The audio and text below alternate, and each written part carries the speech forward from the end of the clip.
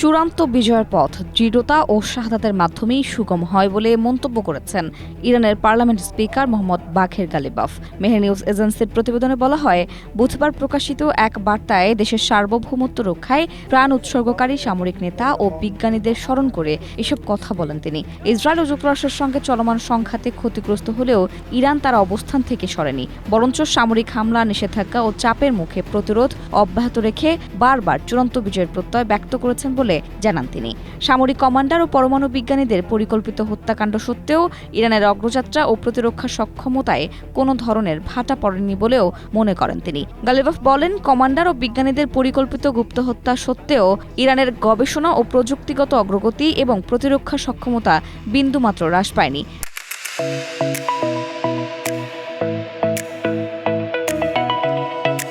যেকোনো আগ্রাসনের জবাবে ইরান যথাসময়ে কঠোর প্রতিক্রিয়া জানাবে। ইতিহাসের বিভিন্ন সংঘাতের প্রসঙ্গ টেনে তিনি বলেন, প্রথম, দ্বিতীয় ও তৃতীয় চাপিয়ে দেওয়া যুদ্ধ বিশ্বকে দেখিয়েছে যে চূড়ান্ত বিজয় ও সাফল্যের পথ দৃঢ়তা, প্রতিরোধ ও শাহাদাতের মধ্য দিয়েই অর্জিত হয়। তার ভাষায়, জনগণ এখন জেগে উঠেছে, রাজপথগুলো আজ প্রতিরোধের মেরুদণ্ডে পরিণত হয়েছে। ইরানি স্পিকার আরও বলেন, শহীদরা এখনও জাতিকে পথ দেখাচ্ছেন এবং সর্বোচ্চ নেতার নির্দেশিত পথে পরিচালিত করছেন। আল্লাহর উপর ভরসা রেখে তিনি চূড়ান্ত বিজয়কে অতি নিকটবর্তী বলেও উল্লেখ করেন।